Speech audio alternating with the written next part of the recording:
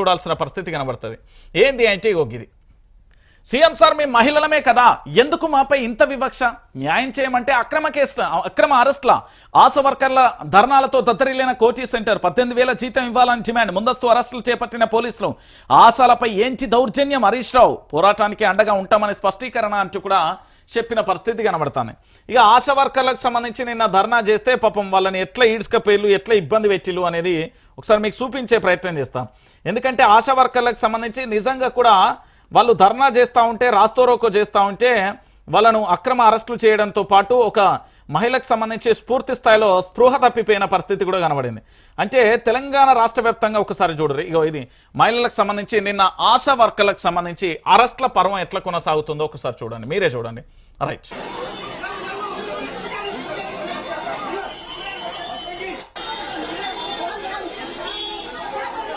వాళ్ళ బాధ ఏంది అంటే ఆశా వర్కర్లకు సంబంధించి పూర్తి స్థాయిలో కూడా వాళ్ళకి ఏదైతే కాంగ్రెస్ ప్రభుత్వం అధికారంలోకి వచ్చిన తర్వాత వాళ్ళకి ఇచ్చిన హామీలు ఏవైతే ఉన్నాయో వాటన్నింటినీ కూడా నెరవేర్చాలని వీళ్ళు డిమాండ్ చేస్తున్న పరిస్థితి కనబడుతుంది. వాళ్ళకి ఏమడుగుతున్నారు? 18,000 రూపాయల జీతం ఎక్కడ అని అడుగుతున్నారు. మరి ఆశా వర్కర్లు ఇంత అడుగుతా ఉంటే రాష్ట్రానికి సంబంధించిన ముఖ్యమంత్రి ఎందుకు స్పందిస్తలేరు? మహిళా ప్రభుత్వం అని చెప్పుకునే కాంగ్రెస్ పార్టీ ఈరోజు మహిళలకు చేస్తున్న న్యాయం ఏంటి అంటే ఏం సమాధానం చెప్తారు? ఈరోజు అసెంబ్లీ సాక్షిగా కూడా పూర్తి స్థాయిలో పచ్చి అబద్ధాలు చెప్తున్నారు, మా మీద విష ప్రచారం చేస్తున్నారంటే ఇక్కడ ఎవరు అబద్ధాలు చెప్పట్లేదు, ఇక్కడ ఎవరు విష ప్రచారం చేయట్లేదు. వాస్తవ కోణం ఇది.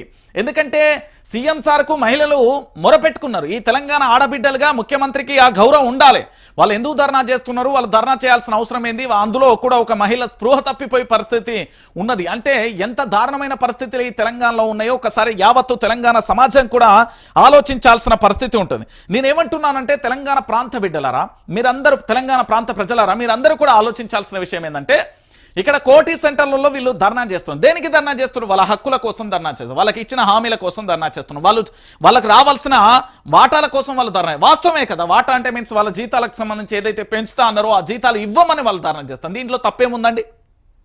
తప్పేమీ లేదు కదా. మరి దీని గురించి ఎందుకు ఇంకా మౌనంగా ఉన్నది ఈ ప్రభుత్వం? అంటే అక్రమ అరెస్టులు చేసి కేసులు పెడితే మాత్రాన వీళ్ళు భయపడతారా?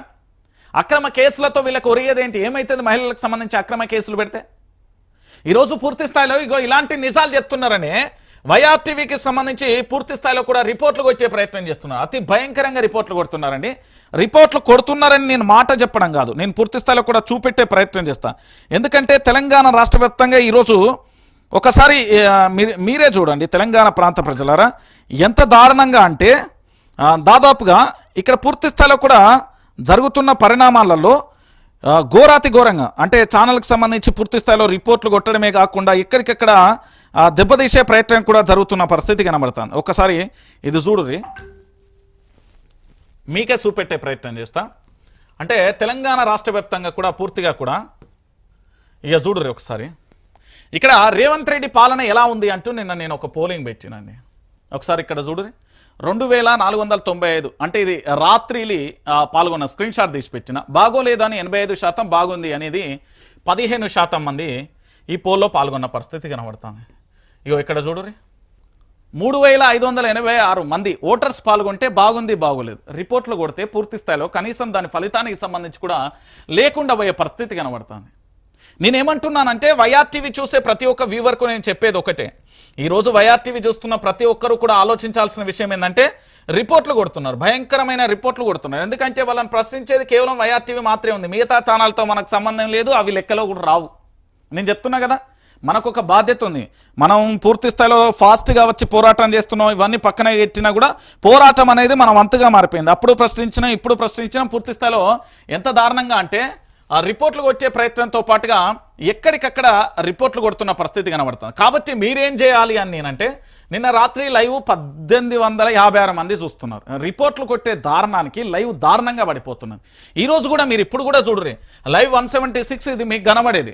సహజంగా ఇది 856 మంది చూస్తున్నారు లైవ్. రిపోర్ట్లు కొడుతున్నారు, అతి దారుణంగా కూడా రిపోర్ట్లు కొడుతున్నాయి. 888 మంది లైవ్ చూస్తున్నారు. మీరు యూట్యూబ్ అల్గారితమైనా ఎవరైనా ఎక్స్పర్ట్ ఉంటారు, మీ అందరికీ తెలిసిన విషయమే. నేనేమంటున్నానంటే అందుకే ఇగో ఇక్కడ ఒక లైక్ చేయండి అన్న, ఖచ్చితంగా లైక్ చేయరి, దాన్ని షేర్ చేయరి, సబ్స్క్రైబ్ చేయరు. లేకపోతే ఏం చేస్తారంటే ఛానల్కి సంబంధించిన వ్యూవర్షిప్ అనేది తక్కువ కనబడుతుంది, రిపోర్ట్లు కొట్టడం వల్ల పబ్లిక్లోకి వెళ్ళలేకపోతుంది. కాబట్టి ప్రతి ఒక్కరు కూడా నేను లైక్ చేయమని చెప్తున్నా. ఎందుకంటే ఇక్కడ వాస్తవాలను నేను చెప్పే ప్రయత్నం చేస్తాను. ఒక ప్రభుత్వాన్ని విమర్శించడం, ఇంకొకరిని వెనకేసుకురావడం అనేది ఏదీ లేదు. అక్కడ జరిగిన సిచ్యువేషన్ ఆధారంగా, అక్కడ జరిగిన పరిస్థితుల ఆధారంగా ఏం జరిగింది అనే వాటిని మాత్రమే నేను చెప్పే ప్రయత్నం చేస్తా తప్ప అంతకు మించి వేరే తప్పిదాలు లేకపోతే అభూతమైన కల్పనల అడ్డమైన ఆరోపణలు అయితే నేను చేయట్లేదు. ఇగో ఇక్కడ చూడురి పూర్తి కూడా సీఎం సార్ మహిళలమే కదా అంటే వాళ్ళు అడుగుతున్నారంటే వాళ్ళ హక్కుల కోసం పోరాటం చేస్తున్నారు. వాళ్ళని అక్రమంగా నిర్బంధించి వాళ్ళని అరెస్ట్ చేసే ప్రయత్నం దేనికి ఉంటుందండి?